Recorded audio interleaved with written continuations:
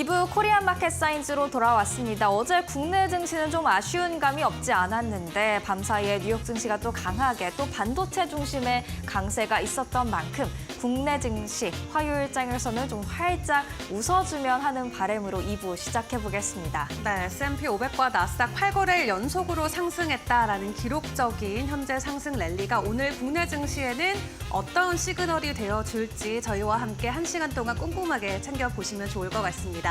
먼저 간밤 마무리했던 뉴욕 증시 상황 확인을 해보도록 할 텐데요. 간밤 시장 상황 먼저 확인해볼까요? 네, 3대 주요 지수가 잘 달려주고 있습니다. 다우 지수가 0.58% 오름세를 보였고요. 나스닥이 1.4% 가까이, 그리고 S&P 500 지수 0.97% 상승하면서 5,600포인트 선으로 올라오는 모습들 확인을 할 수가 있었습니다. 나스닥과 S&P 500 지수의 경우에는 8거래일 연속 상승가도 달리고 있습니다. 올해 들어서 최장 랠리 기록하고 있는데요. 안도 랠리가 이어지고 있는 만큼 이런 훈풍이 국내 증시로 고스란히 전달됐으면 좋겠습니다. 일단 전체적인 지도를 통해서도 한번 증시 분위기 어땠는지 체크를 해보겠습니다. 반도체 섹터에 유독 좀 오름세를 강한 초록색, 쨍한 초록색, 강하게 올랐다라는 그런 표시들이 많이 보여지고 있습니다. 엔비디아가 특히 4.35% 강세를 보였고요. 게다가 AMD도 4.5% 이상의 상승률을 기록하는 모습들이었는데요. 국내 증시 반도체주 오늘 한번 지켜보시면 좋을 것 같고요. 기타 다른 M7 종목들도 대체로 올랐습니다. 애플은 약보합 마감했지만 마이크로소프트가 0.73%, 그리고 구글이 2.22%, 테슬라가 3% 이상 상승하는 모습들이었죠. 대형주만 따로 한 번 더 보실까요? 일단 엔비디아 이슈부터 체크를 해보겠습니다. 이달 28일에 실적 발표를 앞두고 있죠. 이 실적 발표를 앞두고 월가에서 긍정적인 이야기들 나오고 있는데요. 골드만삭스는 확신을 가지고 매수해도 좋다라는 이야기를 했습니다. 엔비디아 주가에 훈풍을 가져다 줬고요. 알파벳은 구글이 이 반독점법 소송에서 패소한 이후 기업 분할 우려가 있었는데 아랑곳하지 않고 주가 계속해서 오르고 있습니다. 2.22% 강세였습니다. 테슬라도 전기차에 대한 투자 심리가 지금은 좀 불안해지지 않았을까 싶었는데 오늘도 밤사이에 상승 마감했습니다. 3% 넘게 올랐고요. 오늘 밤사이에 전해진 소식은 아니지만 최근 소식 중에서 모건 스탠리가 자동차주 중에서 탑픽으로 테슬라를 꼽았다라는 이야기 있었다라는 점 참고하시면 좋을 것 같습니다. 그리고 반도체주 중에서요, AMD 오늘만큼은 꼭 확인을 해보고 넘어가시는 게 좋을 것 같습니다. 인수 소식이 전해졌는데요. 서버 제조업체 ZT 시스템즈를 49억 달러에 인수한다라고 합니다. 엔비디아를 잡기 위한 그런 전략으로 이 서버 업체를 인수하는 것으로 보여지는데 과연 이런 AMD의 전략이 통할지 지켜보시죠. 그러면 이어서 이렇게 월요일장 정리를 해보고요. 우리는 앞으로를 대비하는 시간 가져보도록 하겠습니다. 고민이 되는 종목들이 있었다면 한번 체크를 해보시죠. 엔비디아에 대해서 골드만삭스 매수 의견 계속해서 제시하고 있습니다. 강세가 예상된다라고 하고요. 프리미엄도 지금 주가에 담겨져 있는 프리미엄이 46%밖에 안 돼서 밸류에이션 이 정도면 괜찮다라는 이야기 전했습니다. 아마존과 월마트는 미국의 대표적인 유통업체, 소매업체가 되겠죠. 모건 스탠리가 이들을 향해서 비중 확대 의견 계속해서 유지하고 있는데요. 만약에 미국에서 1달러가 소비가 되면 이 두 업체에서 40센트를 가져간다고 합니다. 그만큼 대형 유통업체들이기 때문에 이런 대형 기업은 더 커질 수밖에 없다. 이런 이야기를 전했습니다. 그리고 테슬라에 대해서도 한번 살펴보겠습니다. 번스타인이 언더퍼폼 의견 계속해서 제시를 하고 있습니다. 테슬라가 로보택시 출시를 지금 변곡점으로 조금 이용해 보려고 하고 있는데 이미 웨이모나 크루즈는 로보택시를 운영하고 있다 그러니까 로보택시에 관해서도 뒤처져 있는 테슬라다라는 이야기를 하면서 좀 부정적인 의견을 제시했고요. 마지막으로 맥도날드 밤사이에 크게 올랐죠. 에버코어 ISI가 아웃퍼폼 의견 유지하면서 목표 주가를 $320로 상향 조정했습니다. 내년까지 맥도날드 미국 사업이 점유율을 확대하는 등 강세를 이어갈 것이다라는 이야기를 했습니다.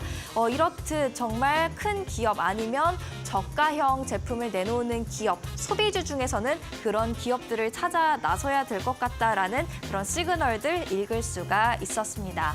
그렇다면 오늘의 이슈도 한번 살펴보도록 하죠. 밤사이에 지표 한 가지 나왔습니다. 컨퍼런스 보드의 경기 선행 지수가 되겠는데요. 사실 시장에 큰 충격이나 큰 영향을 미치진 않았지만 경기 침체 시그널은 없었다라는 그런 시그널을 줬기 때문에 짚어볼 만한 것 같습니다. 이 선행 지수가요, 7월에 100.4로 0.6% 감소했습니다. 계속해서 하락세를 이어나가고 있고요. 그리고 예상치가 0.4% 감소였는데 그보다도 더 큰 폭의 감소세가 있었다라는 점에서는 조금 우려할 만한 것 같습니다. 하지만 이 차트를 한번 보시죠. 이 하늘색 선이 지금 경기 선행 지수가 되겠고요. 그리고 빨간색 선이 침체를 의미하는 시그널의 기간이다라고 볼 수가 있겠는데요. 지금 빨간색 선에서 벗어났습니다. 4개월 연속 지금 이 지수를 통해서 확인한 바 침체 시그널은 보이지 않는다고 합니다. 선임 매니저의 이야기도 한번 들어보실까요? 전월 대비 하락 추세에 이어나가고 있지만 6개월 연율 증감률을 보면 침체 시그널 더 이상 없다라는 이야기를 제시했습니다. 최근 골드만삭스도 경기 침체 확률을 25%에서 20%로 낮췄고 8월 고용 보고서 확인한 뒤에 15%로 또 낮추겠다는 이야기했었죠. 침체에 대한 우려는 조금은 내려두셔도 좋을 것 같습니다. 하지만 침체 시그널이 없을 뿐이지 고용 시장은 계속해서 주시를 하셔야 될 것 같습니다. 닐 카시카리 미니 애폴리스 연은 총재의 말을 한번 살펴봐야 될 것 같은데요. 리스크의 중요도가 지금 인플레이션에서 고용으로 옮겨갔다라고 합니다. 그래서 9월에 기준금리 인하에 대해 논의하는 것이 적절하다라는 의견을 했는데요. 사실 지난 6월에는요. 올해 말까지 기준금리 인하가 없을 수도 있다라는 의견을 제시했던 카시카리 총재입니다. 그런데 9월 인하에 대해서 이야기했다라는 건 그만큼 좀 고용 리스크가 내재돼 있는 것 같다라고 보고 있다라는 뜻이 되겠습니다. 그렇기 때문에 여러분들도 9월에 나올 8월 고용 보고서 그리고 매주 발표되는 신규 실업수당 청구 건수를 통해서 고용시장 꼼꼼하게 체크를 해보셔야 될 것 같습니다. 일단 침체 우려가 사그라들었으니까 계속해서 시장이 안도 랠리를 이어갈 수 있지 않을까 싶은 마음이 있는데요. 안도 랠리에 안도하지 말아라라는 한번 제목을 달아봤습니다. 지금 S&P 500 지수의 연중 차트 보고 계십니다. 8월 초에 폭락했다가 빠르게 회복하는 모습, V자형 움직임이 나타나고 있다는 것을 볼 수가 있었는데요. BTIG는 시장이 W자로 움직일 것이라고 했습니다. 그러니까 이렇게 계속해서 올라가는 것이 아니라 한 번 더 꺾일 수 있다라는 이야기를 한 겁니다. 5,600으로 올라가기 전에 5,400선을 다시 테스트할 수도 있다라는 의견을 제시했는데요. 그렇기 때문에 최근 급등했던 종목, 특히 엔비디아, 슈퍼마이크로 컴퓨터, 스타벅스, 마이크론에 대한 차익 실현이 나올지 한번 주목을 해보셔야 될 필요가 있을 것 같습니다.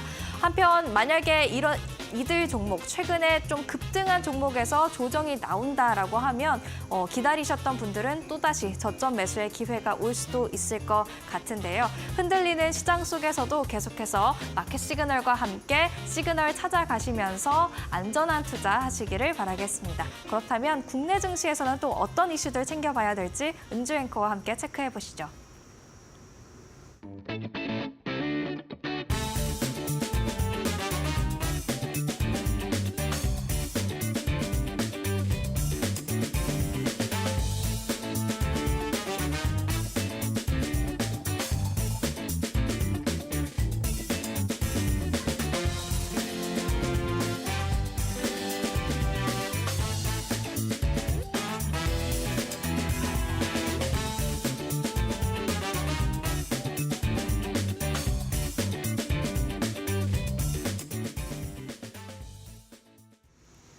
네, 어제 우리 시장 다시 한번 점검해보고 오늘 개장 전 확인해볼 이슈들 체크를 해보도록 하겠습니다. 지난주 금요일에 보여줬던 긍정적인 상승의 기운 어제까지 이어지지는 못했습니다. 그동안 또 회복을 해줬던 부분에 대한 차익 실현 매물일까요? 어제는 양지수 시장이 가면 갈수록 조금씩 힘을 더 잃어가는 모습이 나왔고요. 외인과 기관 쪽에서의 매도 물량이 어제 코스피는 0.8%의 지수 하락을 이끌면서 2674선에 마쳤고 코스닥 같은 경우는 1%대 낙폭을 키우면서 777선까지 내려온 상황입니다. 강한 매수 또 수급 주체가 부족한 가운데서 주도주가 없다라는 게 현재 시장에서는 다소 아쉬운 부분이 될 수 있을 것 같은데요. 최근 계속 화두가 되고 있는 섹터 안으로만 이 순환매가 이어지고 있다라는 부분, 이런 장세가 언제까지 이어질지 계속 주목을 해보셔야 될 것 같습니다.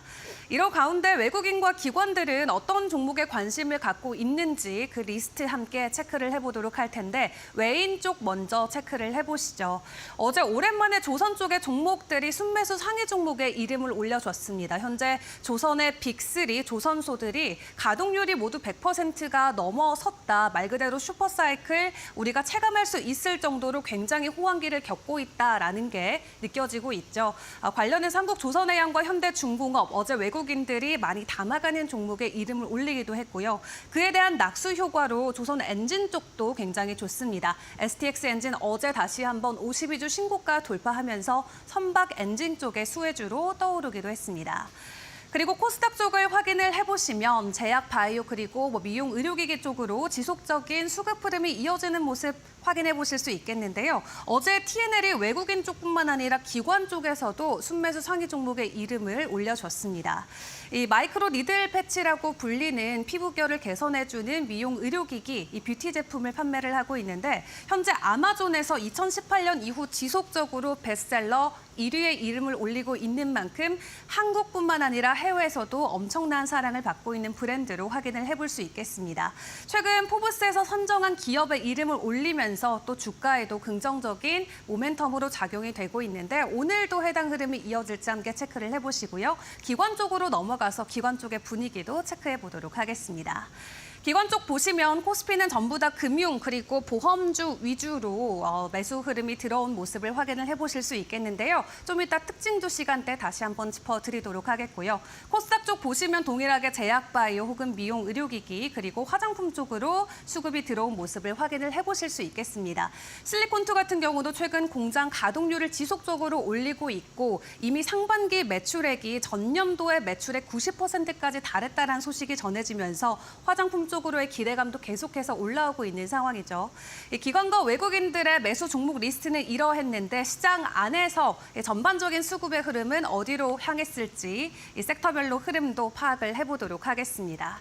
어제도 결론적으로는 이 코로나19 그리고 엠폭스의 하루였습니다. 52주 신고가 돌파한 종목들 어제도 대거 포착이 됐었는데요. 일단 코로나19 환자들 현재 올해 들어서 가장 높은 수준까지 올라온 것으로 확인이 되고 있고 현재 약국과 병원에서 공급되고 있는 치료제가 부족하다라는 현상으로 코로나 치료제 관련주들 지난주부터 두 자릿수 이상으로 급등 흐름이 이어지는 종목들이 많이 있었고 그중에서도 나름 소외됐었던 진양제약이 어제 52주 신고가 돌파하면서 상한가 바로 안착하는 모습이 나오기도 했습니다. 그리고 엠폭스 관련해서도 최근에 이 글로벌적인 분위기가 심상치가 않은 상황이죠. 세계보건기구에서도 국제적 공중보건 비상사태를 선언을 했고 국내에서는 올해 들어서 엠폭스 확진자가 10명으로 지금까지 확인이 되고 있습니다. 다만 유럽에서는 스웨덴이 그리고 파키스탄에서도 감염자가 발견이 되면서 결과적으로는 아프리카를 벗어났다라는 게 확실시되고 있고요. 이런 상황이 지속적으로 이어지고 있다 보니까 국가별로 최고 경계태세에 돌입하는 움직임까지 포착이 되고 있습니다. 그로 인해서 진단키트 그리고 마스크 관련주들도 어제 두 자릿수 이상 올라간 종목들이 많이 나왔었고 파미셀이나 수젠텍 지난주부터 상승 흐름이 이어졌었는데 지속적인 두 자릿수 상승으로 어제 두 종목 모두 52주 신고가 들어가기도 했습니다. 그리고 진 매트릭스, 캐스피오, 미코바이오메드 어제 모두 상한가 안착을 했는데 미코바이오메드 같은 경우는 어제 시간에서 최대 주주 매각 소식과 관련된 공시가 나오면서 하한가 안착을 했기 때문에 오늘 장 초반에는 변동성에 주의를 해보시는 게 좋을 것 같습니다. 이외 변동성이 나왔었던 섹터 흐름 계속 파악을 해보도록 할 텐데요. 이러한 이슈 덕분에 어떻게 보면은 낙수 효과를 받아갈 수 있는 종목으로 어제 교육주 시장 안에서 부각이 되기도 했습니다. 이제 다음 달이면 본격적으로 개강 시기가 맞물리는 만큼 코로나19에 감염 학생들은 당분간은 집에서 증상이 호전된 이후에 등교를 해달라라는 정부의 이 권고 소식이 나오면서 온라인 교육주가 다시 한번 부각을 받았고요. 관련해서 엔리 능률 25%의 어제 상승 흐름을 보여주기도 했습니다. 그리고 이 기관, 외국인 쪽에서 강하게 담았던 보험, 그리고 금융 쪽의 소식을 확인을 해보면 보험사 대부분이 2분기에 긍정적인 실적을 발표를 했습니다. 또 여기에 주주 환원에 대한 기대감까지 지속되면서 관련주들의 변동성이 나왔고요. 어제 하나손해보험, 삼성생명, 그리고 DB손해보험 등 모든 관련 섹터 안에서의 상승 흐름이 이어졌던 하루였습니다. 그리고 전기차 관련해서 이슈는 계속해서 나오고 있죠. 어제 전고체 관련주들 다시 한번 상승 흐름에 몸을 실기도 했는데요. 송도 인천에서 나타났었던 배터리 화재 사태 이후로 지난주 16일 금요일에도 테슬라 차종에서 다시 한번 화재가 발생하기도 했습니다. 그리고 주말 사이 해외에서도 포르투갈에서 테슬라 차량에 불이 붙어서 주변 차량 200대를 모두 전소했다라는 외신 헤드라인까지 전해졌는데요. 이러한 전기차 포비아 현상 덕분에 꿈의 배터리로 불리는 전고체 쪽에서의 상승 흐름이 지속적으로 이어지고 있습니다. 한동화성 어제 10% 넘게 오름폭을 보여주기도 했네요. 그럼 오늘 개장 전 우리가 확인해 볼 것들은 어떤 것들이 있을지 이슈와 함께 체크해 보도록 하겠습니다. 자, 오랜만에 콜드체인 관련주들이 또 움직임을 보이고 있습니다. 어제 장중에서도 변동성이 있었지만 시간의 거래에서 이 세 종목이 모두 나란히 상한가 안착을 한 만큼 오늘 관련주들 다시 한번 주목을 해보시는 게 중요할 것 같고요. 코로나 백신의 운송과 보관을 저온으로 유통하는 체계를 콜드체인이라고 부릅니다. 지금까지 코로나 관련해서는 진단키트나 마스크, 치료제 관련주들로 강한 상승이 나왔었는데 코로나 전반적인 밸류체인으로 확산이 돼가는 모습이고요. 어제 일신바이오, 메디아나 그리고 대한과학 이 시간에서 상가 갔던 만큼 오늘 다시 한번 관련주들 집중적으로 점검해보는 게 중요할 것 같습니다. 관련주들의 종가 현황 바로 확인을 해보시죠. 네, 관련주들 전반적으로 어제도 상승 흐름에 몸을 실기도 했습니다. 일신바이오나 대한과학, 메디아나 어제 올랐지만 시간의 거래에서 상한가 같다라는 부분 다시 한번 주목을 해보시면 좋을 것 같고요. 그 외에 또 관련해서 서린바이오나 대창솔루션도 같은 섹터 안에서 늘 같은 변동성을 보였던 종목입니다. 오늘 동반 상승에 힘을 실어줄 수 있을지 체크를 해보시죠. 이어서 두 번째 이슈도 열어보도록 하겠습니다. 자고 일어나면 신고가, 최고가, 바로 금의 이야기인데요. 지난 1년 동안의 차트만 놓고 보더라도 그 오름폭을 한 번에 체감을 해보실 수 있겠습니다. 중동과 러시아 지정학적 불안에 대해서 결론적으로 시장은 안전자산을 선호하는 현상으로 이어지고 있는데 그렇다 보니까 금의 선물 가격이 2,500달러를 돌파하면서 매일매일 사상 최고가 돌파에 나서고 있습니다. 국제 금값이 상승하면서 금괴 한 개 가격은 사상 처음으로 100만 달러 이상까지 올라갔다라고 하는데 이 월가에서는 금값과 관련해서 여전히 긍정적인 전망을 내놓고 있습니다. 대표적으로 UBS 같은 경우도 금값은 연말까지 온스당 2,600달러까지도 갈 수 있다라고 전망치를 내놓고 있는데요. 사상 최고치의 금값과 함께 은이나 팔라듐, 다른 자산들도 동반 상승이 이어지고 있는 가운데 오늘 관련주들 함께 올라갈 수 있을지 주식 종목도 체크를 해보시면 좋겠습니다. 관련주들 어제 종가 현황 체크해 보시죠. 네, 대표적으로 엘컴텍이 어제 3.78%의 오름폭을 보였습니다. 섹터 안에서는 혼조세 흐름이 이어지고 있는 가운데 오늘은 분위기가 어떨지 함께 체크를 해보시고요. 그리고 오늘도 신규 상장되는 종목들이 있죠. 코스닥의 두 종목 신규 상장이 이어질 텐데 오늘 시장 안에서 우리는 어떤 쪽에 집중을 해보면 좋을지 계속해서 이데일리 TV와 함께 하시면서 개장 상황도 체크해 보시면 좋겠습니다.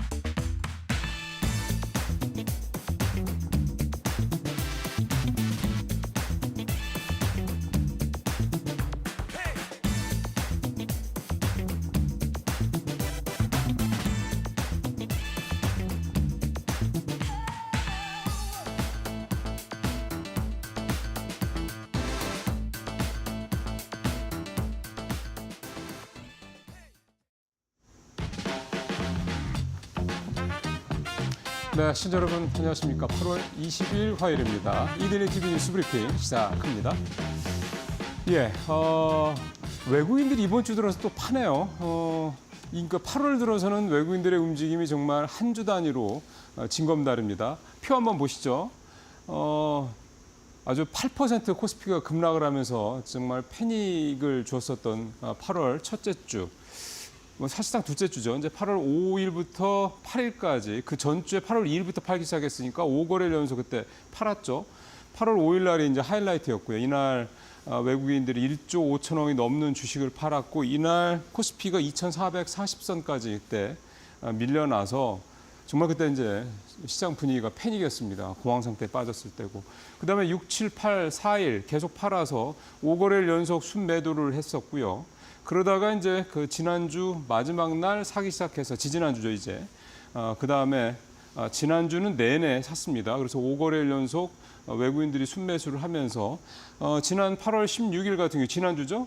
1조 2천억 넘게 외국인들 사면서 이날 코스피 주가가 2,697, 2,700선에 또 바짝 다가서면서 마감이 돼서 이번 주는 뭔가 좀 더 이제 2,700선을 넘어서 2,800선, 900선 뭐 이렇게 또 한번 달려가 보는 게 아니냐 이런 기대감이 많았는데 어제 보시는 것처럼 1,400억 넘게 또 외국인들 팔면서 또 좀 분위기가 조금 가라앉았습니다. 사실 어제 주가가 뒷부분에 그 전강 후약이었죠. 뒷부분에 좀 많이 빠졌던 거는 환율이 원화가 갑자기 좀 강세를 보였던 이유도 좀 있긴 합니다만 어쨌든 외국인이 어제 다시 1,400 넘게 팔면서 시장 분위기가 조금 빠지는 상황이었는데요.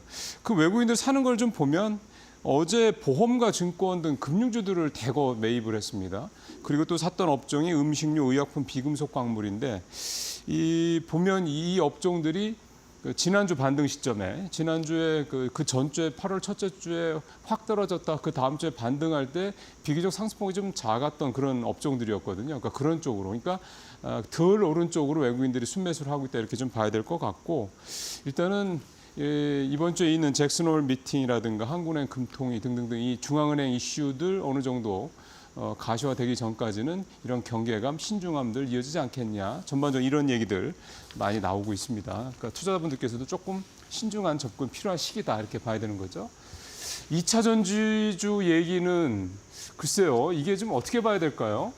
분명히 재료는 안 좋은 게 계속 나오고 있습니다. 뭐 화재 사건도 계속 잇따르고 있고 캐즘에 대한 얘기도 계속 되고 있고요. 그런데 계속 외국인과 기관 사고 있고요. 개인들도 최근에 2차 전지주에 대한 관심들이 많고 그리고 주가가 좀 떨어지면 사는 모습이 계속해서 좀 나타나고 있습니다. 표 한번 볼까요? 2차 전지 탑 10 종목들 담고 있는 KLX 2차 전지 탑 10 지수를 보면 어쨌든 좋지 않습니다. 계속해서 이달 들어서도 3,758 했던 게 지금 3,528까지니까 한 30포인트 정도 좀 하락한 거. 어쨌든 추세 자체가 그렇게 썩 좋지 않은 겁니다. 하향세 추세고. 근데 보면은요, 8월 들어서 기관과 외국인이 2차 전지 관련주들 산 걸 보면 또 이게 분위기가 다르단 말이에요. 자, 보시죠. 기관들 왼쪽에 있는 거 보면 에코프로비엠 468억, LG에너지솔루션도 역시 마찬가지. 포스코 퓨처엠도 400억 넘게 샀고 그 옆에 오른쪽으로 외국인들 보시면 포스코 홀딩스를 700억 넘게 산 걸 비롯해서 LG엔솔, LNF, 포스코 퓨처엠 이렇게 사고 있습니다. 외국인들이나 기관이 2차 전지주를 사는 이유를 좀 살펴보면 일단 시장의 불확실성이 조금 가셨다라는 점이 있겠죠. 경심체 우려감도 좀 둔화된 것도 좀 있고요. 근데 무엇보다 중요한 거는 역시 해리스 수혜 쪽으로 봐야 될 것 같습니다. 해리스 부통령이 지금 오늘도 아침에도 오늘 새벽에도 나온 그 설문조사 결과 미국에서 나온 설문조사 결과를 보면 이 우위가 1%포인트 수준이 아니라 이제 4, 5% 수준으로 좀 벌어지더군요. 아직은 뭐 초반이라고 하긴 합니다만 계속 지지율 격차가 벌어지고 있다는 점, 즉 해리스 당선 가능성이 높아지고 있다는 점이 하나가 있겠고 또 하나가 해리스가 이제 런닝메이트로 지목한 이 미네소타 주지사죠 팀 월즈 이 사람이 사실은 해리스보다 더 강력한 친환경주의자입니다. 미네소타 주에서도 주지사하면서도 이런 친환경주의를 강력하게 펼쳤던 사람이기도 하고요. 그러니까 이런 부분들 때문에 이제 결국은 외국인과 기관들이 지금 바닥권이라고 생각하고 조금씩 사 모으는 게 아니냐 이런 해석도 좀 가능한데요. 일단 전기차 캐즘 문제 상황을 본다 그러면 아직은 가시화되고 있는 건 없긴 한데 중국 같은 경우 보면 7월 달에 내연기관 차보다 전기차가 더 많이 팔렸다라는 점이 있고요. 그다음에 노르웨이나 그다음에 이 네덜란드 같은 나라들은 이 신차 판매에서 전기차 판매량이 90%를 전후를 넘습니다. 이런 걸 보면 일부 국가에서는 이미 전기차 캐즘이라는 게 해소가 된 상황이고, 그러니까 이게 점점점 전 세계적으로 확산이 될 거고 그 중에 이제 우리도 언젠가는 될 것이다. 그런 점들도 좀 길게 보면 가만히 된 게 아니냐 이렇게 봐야 될 것 같습니다. 전기차 얘기를 했습니다. 이번에는 하이브리드 차 얘기를 좀 해볼까요? 덜 오르는 자동차주 하이브리드로 달려볼까 이제 이런 제목인데, 자동차주가 상반기에 워낙에 많이 달렸기 때문에 하반기 들어서는 조금 이제 쉬어가는 분위기인 건 맞습니다. 그렇다고 해서 주가가 뭐 크게 떨어지거나 이러는 것도 아니고, 최근에 이제 8월 5일 날 그때 급락할 때 좀 떨어지고 난 이후에는 역시 꾸준히 반등을 하고 있는 그런 모습인데요. 자, 왜 하이브리드 카가 이게 자동차주들한테 큰 어떤 일종의 모멘텀이 될까요? 가장 큰 이유는 하이브리드 카를 팔면 마진이 굉장히 셉니다. 한 30% 정도 마진이 남는다고 하거든요. 이러다 보니까 우리나라 그 현대차와 기아가 지난 2분기 실적을 보면 가장 두드러진 게 영업이익률이 엄청나게 높아졌다는 겁니다. 왜 제가 엄청나다라는 표현까지 썼냐면, 우리나라 제조업체들 기본 영업이익률을 잘하면 한 5% 정도 되거든요. 근데 2분기에 기아의 영업이익률이 무려 13%를 넘었고요. 현대차도 9.5%, 10% 육박을 했습니다.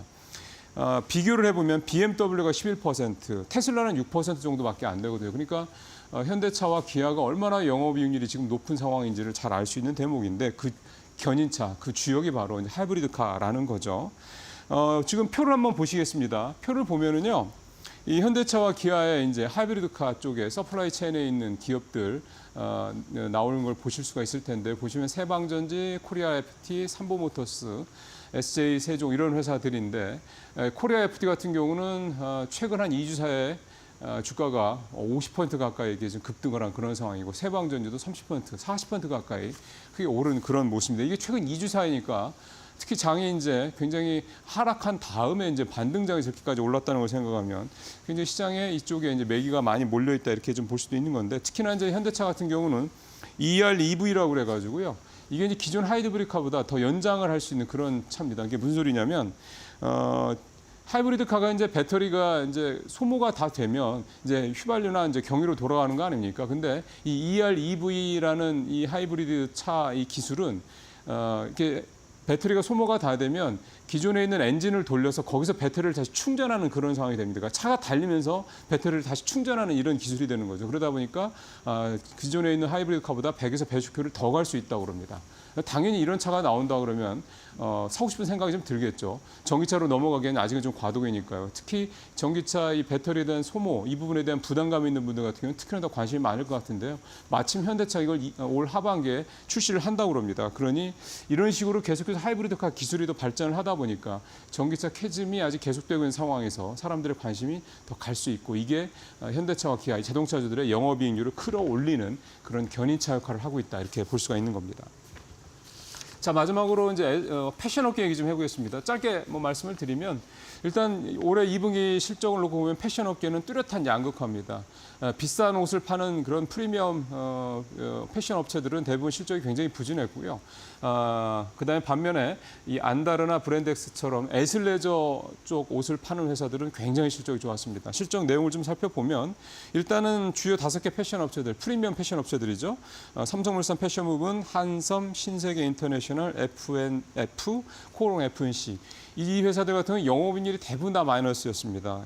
삼성물산이 마이너스 9%, 한섬은 마이너스 20%가 됐고요. 신세계 인터내셔널 같은 경우는 영업이익이 마이너스 28%를 기록하는 등 대부분 다 마이너스였고, 에슬 업체들 같은 경우, 안다르 같은 경우는 영업이익이 전년 대비 50% 증가를 했고, 그 다음에 잭스미스 브랜드로 알려져 있죠. 이 브랜드인 이 브랜드 엑스 코퍼레이션, 이 회사는 전년 비익 89%, 거의 2배 가까이 영업이익이 늘어났습니다. 그러니까 이게 사실은 내수가 좋지를 않죠. 경기가 좋지를 않다 보니까 사람들이 이제 가성비를 찾게 되고, 이 에슬레저라는 이 브랜드는, 이 패션은 사실은 뭐 일상복이라든가 집안에서라든가 심지어 뭐 여행 가서도 이렇게 골고루 입을 수 있다 보니까 또 시원하기도 하고 가볍죠. 이런 장점들 때문에 에슬레저 업종이 이렇게 불황기에 굉장히 잘 팔리고 있다, 이런 얘기가 좀 되는 거여서요. 이 패션 업계는 일단 현재까지는 양극화가 심하고 가성비 좋은 업종만 지금 그나마 옷이 팔리고 있다, 이런 정도로, 그래서 아직은 패션 업계 전체가 반등하는 이런 분위기로 보기에는 이르다, 이렇게 좀 말씀드릴 수가 있을 것 같습니다. 자, 오늘 뉴스 브리핑 마치겠습니다.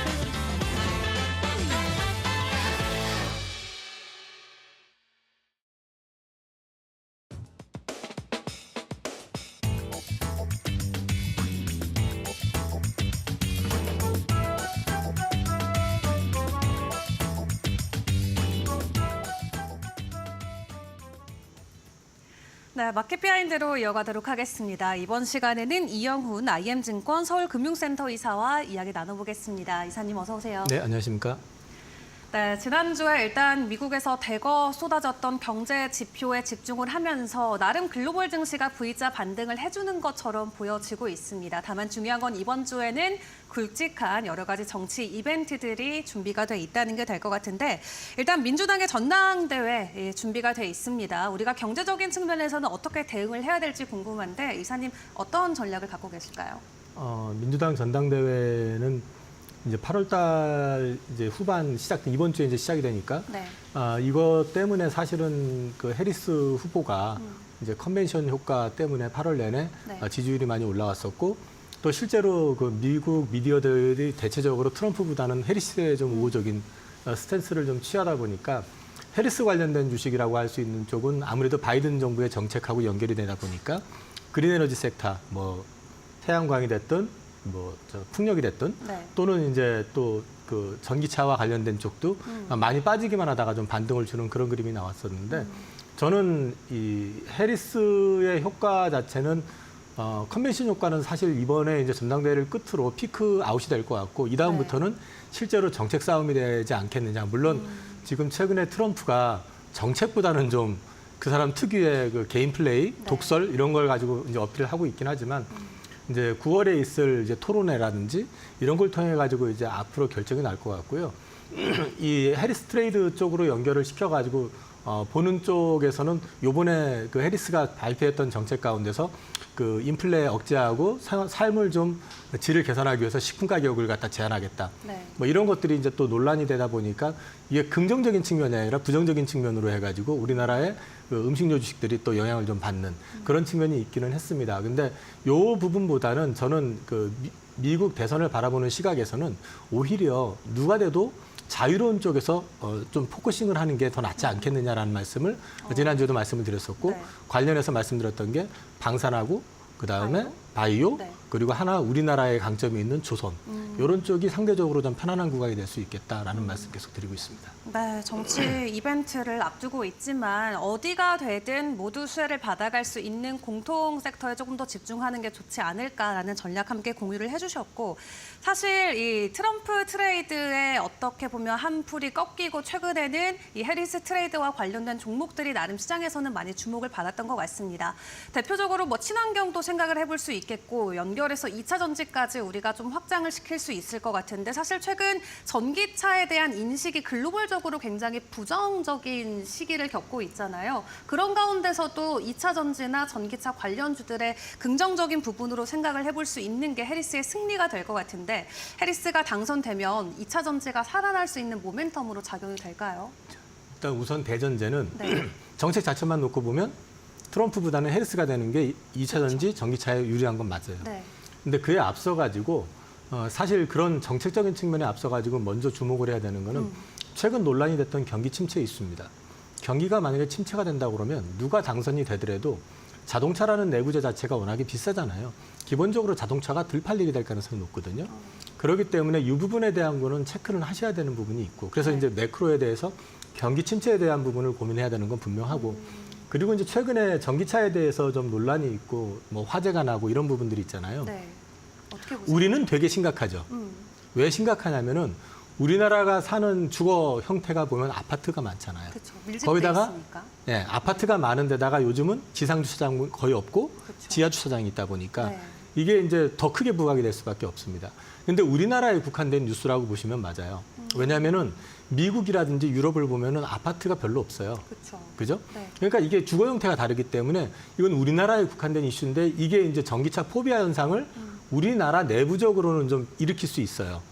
일단 화재의 빈도를 떠나가지고 한번 불이 나버리면 이게 폭발이 되거나 네. 이제 열 전도율이 굉장히 크게 나오기 때문에 근데 이제 이런 것들이 글로벌 전기차 시장을 갖다 위축시킨다라고 보는 거는 그냥 우리 시각으로 보시면 돼요.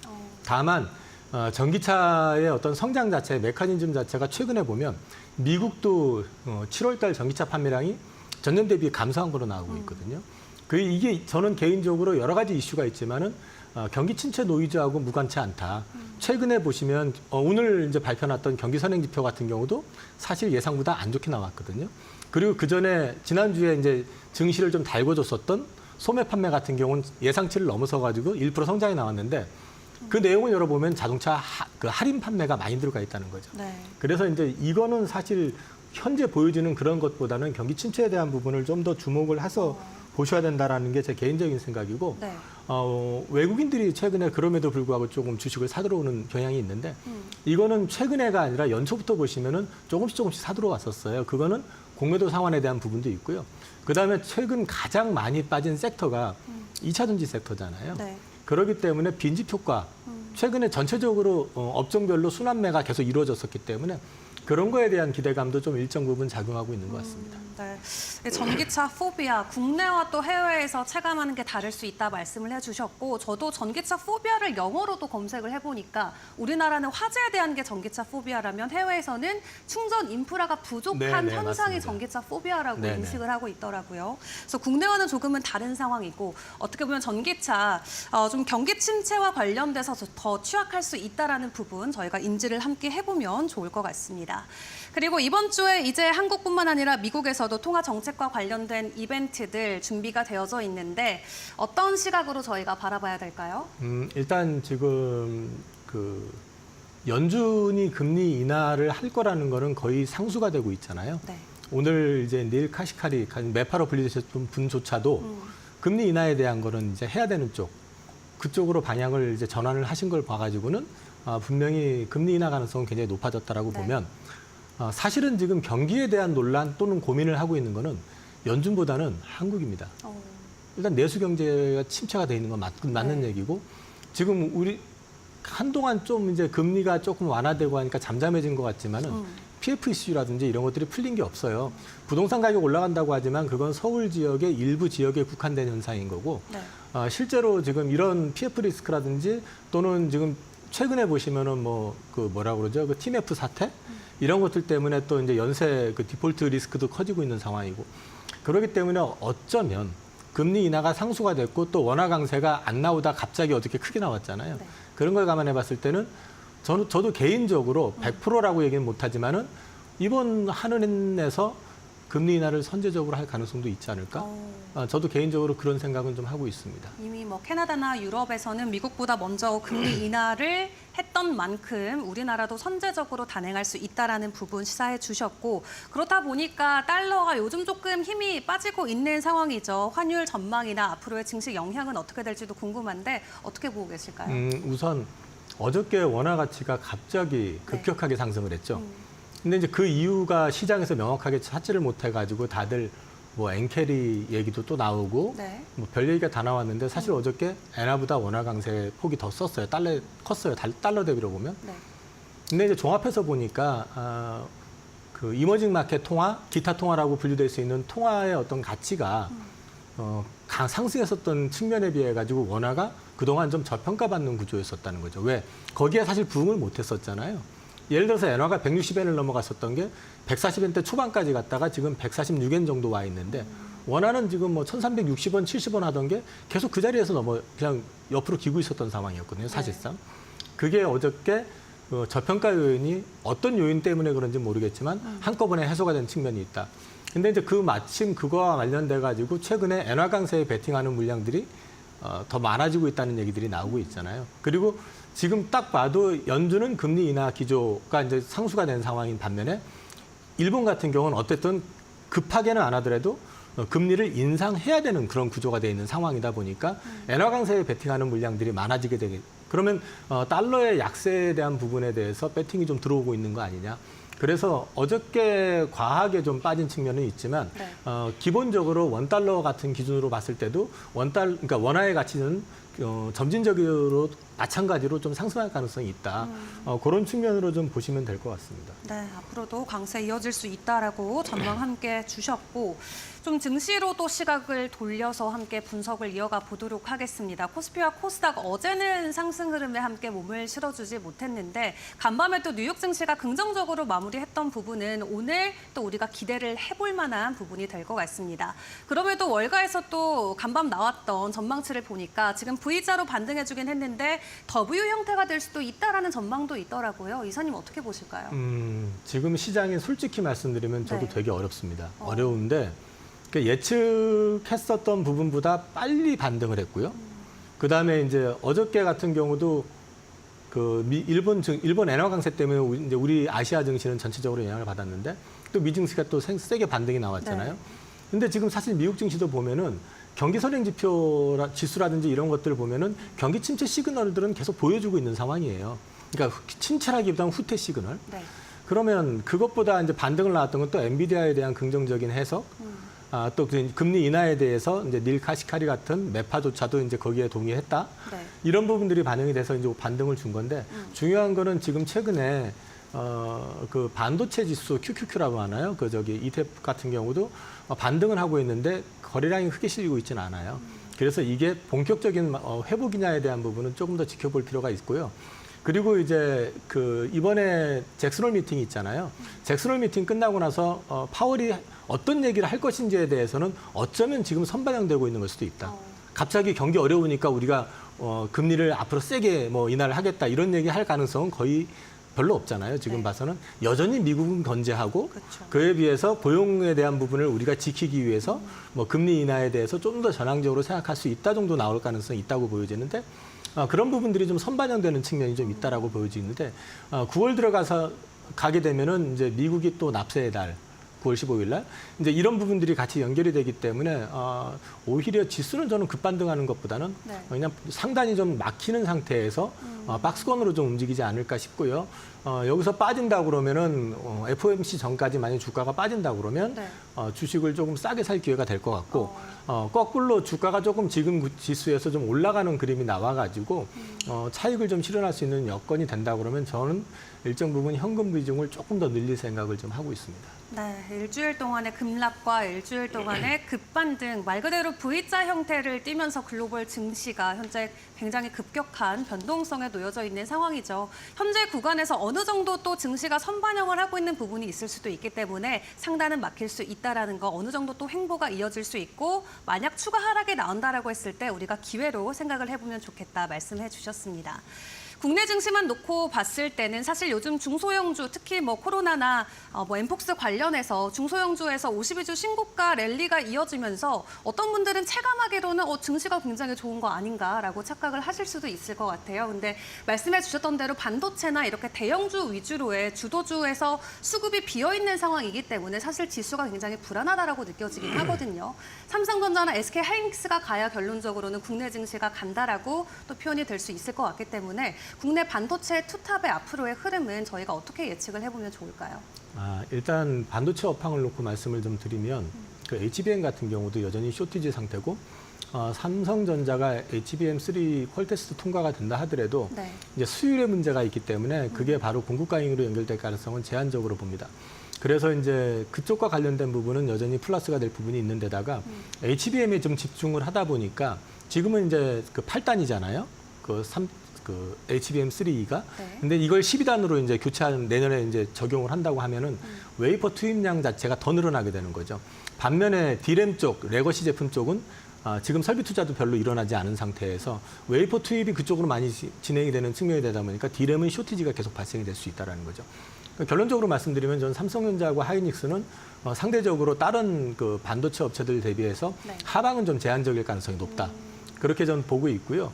반도체 업황을 놓고 봤을 때는 지금 캐파 증설이나 이런 걸 놓고 봤을 때 D램이나 낸드 쪽 같은 경우는 올해도 이제 좋아지고 있지만 내년에는 쇼티지가 더 많이 날 거라고 지금 트렌드포스라든지 여타 업체들이 다 이제 리서치 기관들이 다 전망을 하고 있는데 개인적으로 지금 현재 투자에 대한 부분이 제한될 수밖에 없는 걸 감안해서 놓고 본다 그러면 네. 그 가능성이 높다고 보고 있기 때문에 저는 지금 끝은 아니라고 생각을 하고 있고 여전히 상방으로 길은 열려 있는데 앞서 말씀드린 것처럼 지수 자체가 일단은 저는 9월 중순까지는 좀 갇힐 가능성이 있다. 대신에 그 이후에 이제 방향을 좀 모색하지 않겠느냐 그렇게 기대를 하고 있습니다. 반도체 자체 하락은 제한적일 수 있다 말씀해 주셨고 지수단도 9월 중순까지는 일단은 박스권 행보 이어질 수 있다라고 전망을 해주셨습니다. 지금까지 저희 이사님과 이야기 함께했습니다. 도움 말씀 감사합니다. 예, 감사합니다.